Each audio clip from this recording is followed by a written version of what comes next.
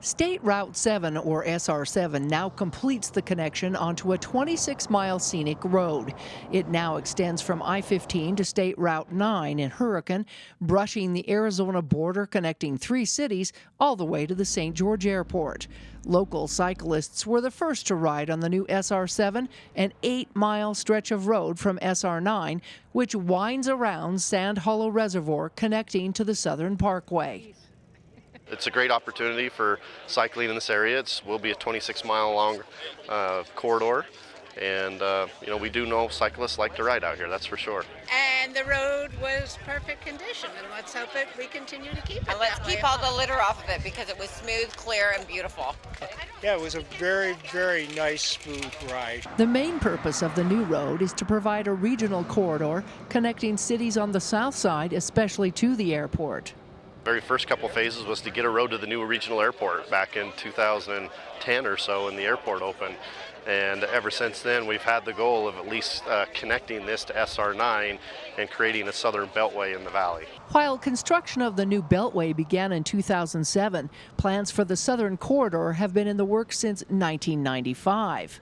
This is the transit area for tourism, for transportation, and directing 3 different communities. So this been in the books for decades.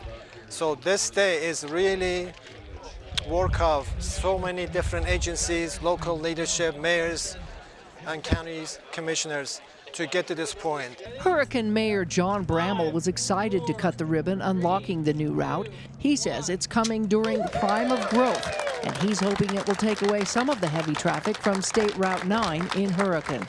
Hope so. SR9 is now receiving more traffic than I-15 from Cove Fort South. So this will help alleviate some of that travel. We get about 10 to 15,000 visitors a day going through Hurricane on their way to Zion National Park. So they'll have the option to come on SR7, not have to stop at the stoplights, and be able to enjoy some beautiful vistas as they come through.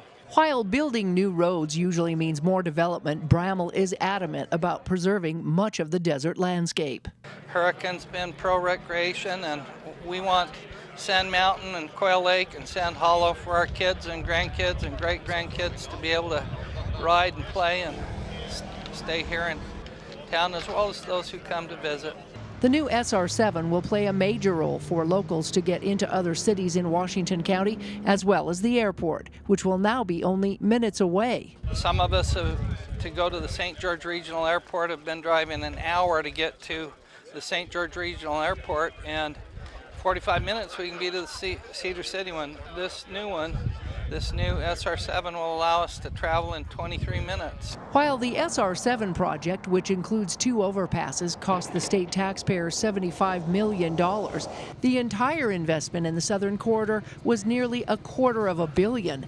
Zinati believes this route will pay for itself in no time, based on the number of tourists who come to recreate here. It's a beautiful scenic road in this state. I promise this is going to be the best in the world. You will have coming people from Europe, Asia, Africa. This is the place to be. When the new Beltway begins to surpass 12 to 15,000 cars a day, UDOT will look to widen it out to its full capacity of a 4-lane design in the future. But for now, it will continue to be shared by recreationists and those looking for a shorter and more scenic route through the southern deserts of southern Utah. This is going to make it easier for the 1.4 million visitors who now come to Sand Hollow and Quail Lake every year. Near Hurricane, Melissa Anderson, Community Education News.